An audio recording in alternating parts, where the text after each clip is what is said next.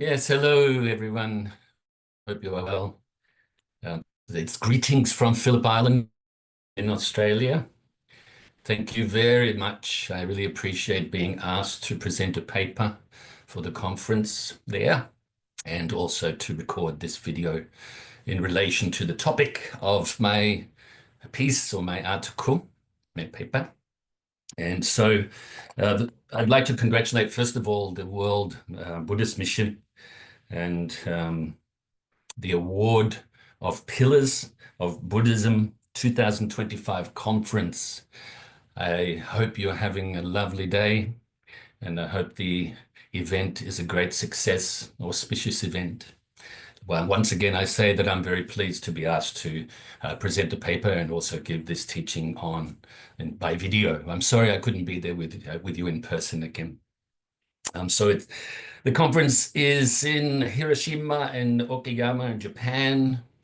I spent some time in Japan actually in the 80s, giving away my age now, a couple of times, and had a wonderful experience and look forward to seeing you in Japan sometime in the near future. So Buddhism in India, America, Japan, and Australia is being covered in the articles. And of course, me living in Australia, I have written the article in relation to the growth of Buddhism in Australia. Just before I start and read it to you and then add a little bit more commentary, I will just recite some Buddhist verses in English. We take refuge until we're enlightened in the Buddha, the Dharma, and the Sangha.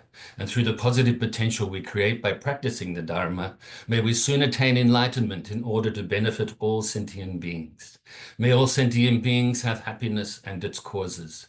May they be free from suffering and its causes. May they never be parted from the happiness beyond suffering. May they abide in equanimity, free of bias, attachment to the near, and aversion from the far.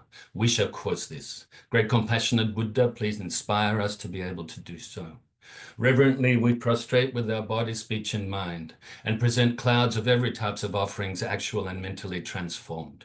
We confess all of our negative actions accumulated since beginning was time, and rejoice in all the virtues of all holy and ordinary beings. Please remain until cyclic existence ends, and turn the wheel of Dharma for all sentient beings. We dedicate the virtues of ourselves and others to the great enlightenment. However innumerable all sentient beings are, we vow to save them all. However inexhaustible our delusions are, we vow to extinguish them all. However immeasurable the Dharma teachings are, we vow to master them all. However endless the Buddha's way is, we vow to follow it completely. Mani Padme Hum. Tayata Gate Gate Parasamgate Buddhi Soha. So, I will read to you the article or the paper.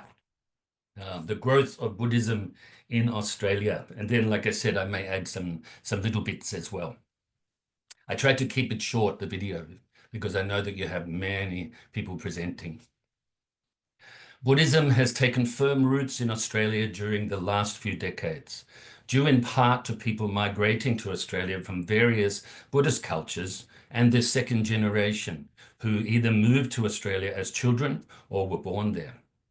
It is also due in part to the genuine interest in these precious teachings and way of life shown by Australians of all backgrounds, some of whom have deep virtuous roots from practicing the Dharma in previous lives, and others who are totally new to the Dharma, having a strong attraction to the peace, harmony, and understanding that results from the Buddhist practices of morality, meditation, and wisdom. Therefore, it is essential that the Dharma be taught in the English language, using terminology and expression that can be clearly understood.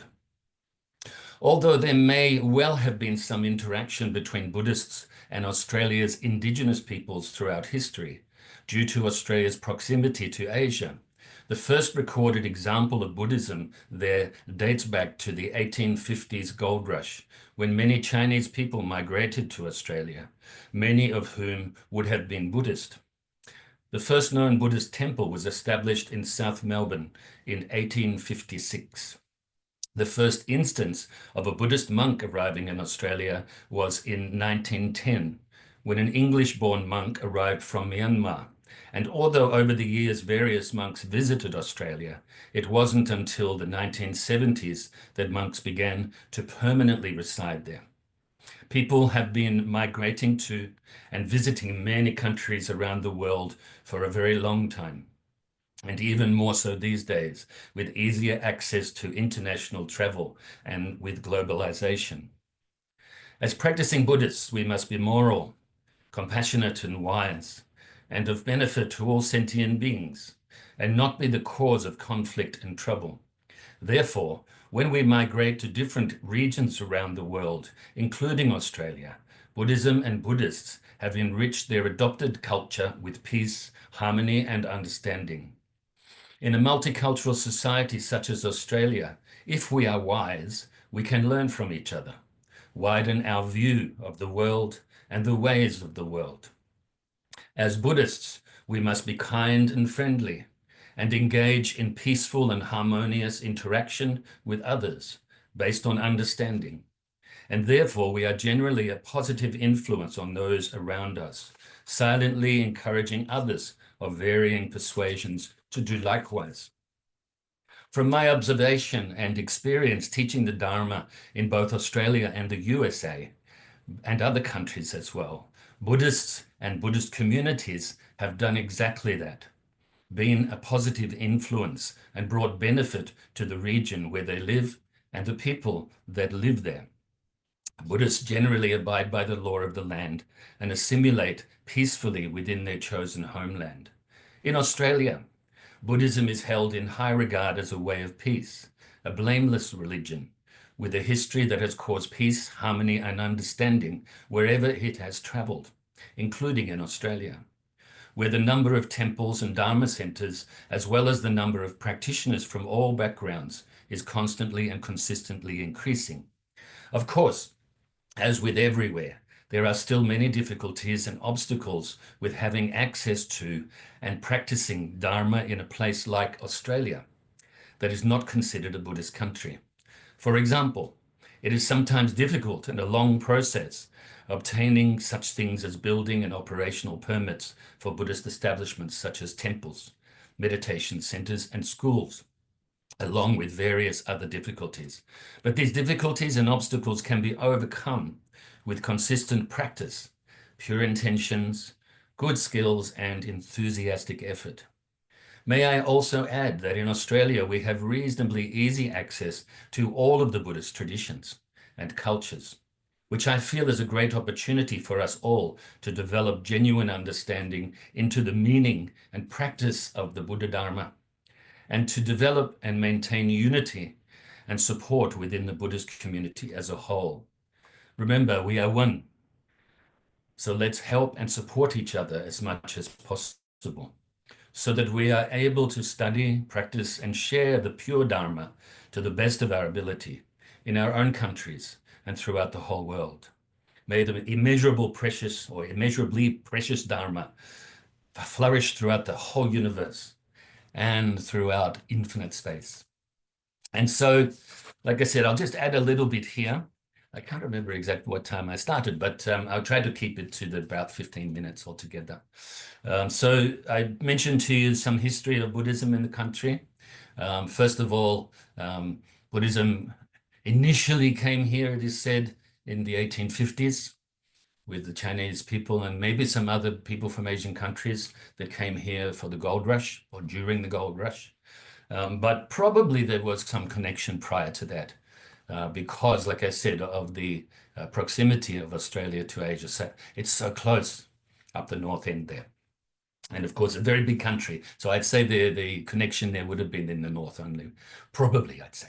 Okay, so first Buddhist monk came here in 1910, but didn't last, apparently. The conditions weren't correct for him. I think he was up the north. I think he was in Darwin. And after that, of course, there was many visiting teachers throughout time. Maybe only gave teachings to small audiences.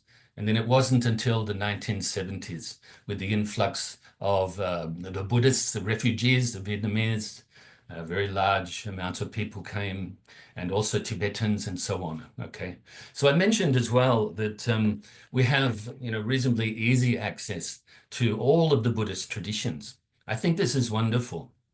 And unless, people go about it the wrong way, and then it can lead to confusion if there's some different interpretations of the teachings or different examples given, and according to cultures and traditions and so forth. Okay, so, but actually, I think it's a great opportunity that you can learn within Vajrayana tradition, within Mahayana tradition, Theravada tradition. You can all get together and discuss the teachings openly. You can sort of like have good debates. You can have these positive experiences to learn the Dharma, not to have competition, not to say my way is better than your way and so forth, but actually to encourage each other to practice and help each other to deepen our understanding of the Dharma. And so in Australia, I think with the Western people, probably Tibetan Buddhism is the most popular. Part of the reason for that is I think that the translations into English happened a lot earlier with a lot of books, maybe in the 1960s, 70s, and so on. But also the other Buddhist traditions are quite popular within the Western people, with the Western people as well. The Vietnamese tradition, obviously they have a lot of people here, and so maybe the translations didn't come too much later. My Vietnamese master was in the USA, in California, and his English was excellent when I first met him.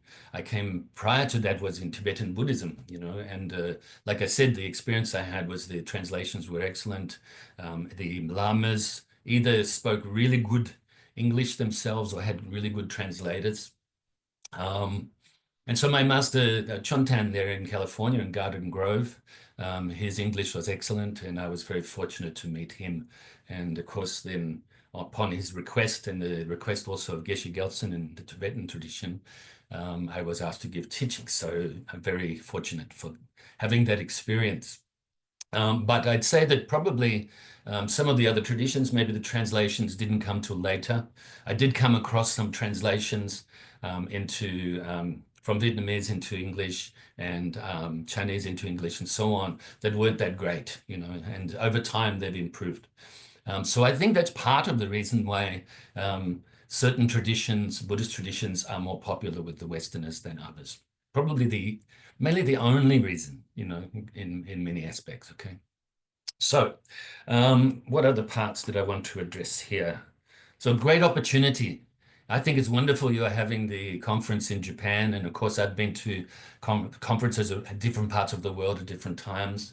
And there are many happening all the time. I think it's wonderful because we can learn from each other. We get to experience each other. Also get to encourage those Buddhist communities and so on, and in places where the Dharma is not practiced much, encourage them to have enthusiasm, persevere in their practice. Maybe they don't have great conditions at the moment, and we can also help to support each other, whether that's from giving books or financial aid or things like that. I think this is actually excellent to be able to help each other.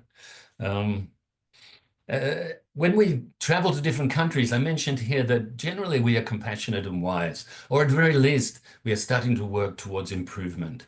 And this, I think, has led to us being a good influence when we travel around the world, including a place like Australia, including a place, I can't say the USA as such, but in California when I was there for the period, 8.5 years, I think I lived there in California. And so, that'll do for that, I think. Yeah, generally the people believe other people from different traditions, different maybe non-religious people or other religions, they generally see Buddhism, perceive it as very peaceful, even if they know nothing about it. Generally, Buddhists don't get up there and fight, start arguments with people, have a debate. Basically, I encourage people from other traditions to delve into their tradition. If you want to get interested in Buddhism, then do so. But, if you are really serious in a religious practitioner, then maybe look at your tradition on a deeper level, not just surface level. And then if you still want to convert to Buddhism or something, then do it. Like mentioned in the article at the beginning, there's many people that they have the roots from previous lives. And so in this life, they are ripe to hearing the Dharma again and practicing the Dharma again. But there are many people that come because of just the nice feeling they may have. I know many people like this, that they eventually start to become very devoted and into the Dharma teachings and become very good practitioners. So, like I said, many difficulties. It's not so easy to practice the Dharma, to access the Dharma, even in many countries around the world. Even in Australia, we've had some difficulties with getting building permits and so on. I've had some personal experiences with temples I've been involved with. And I was also involved with interfaith groups. And so got to meet a lot of people in government and things like that. So I hope that I was able to connect people, the right people at different times and be helpful that way. But of course, my connection with the Dharma in Australia and other places is in practicing myself and helping others to do likewise, and also giving teachings for many years now. I think about 26 years now I've been teaching the Dharma for almost. I think that's all from me today. Hopefully I didn't go over time, and I wish you all the best for the rest of the conference. Once again, I thank you very much for the invitation. I'll do dedication of merits. Due to this merit, may we soon attain the enlightened state of the Buddha, so that we may be able to liberate all sentient beings from their suffering. May the precious bodhicitta not yet born arise and grow. May that born have no decline but increase forevermore. And may the precious view of shunyata not yet born arise and grow. May that born have no decline but increase forevermore. Namo Buddhaya, Namo Dharmaya, Namo Sanghaya. Thank you.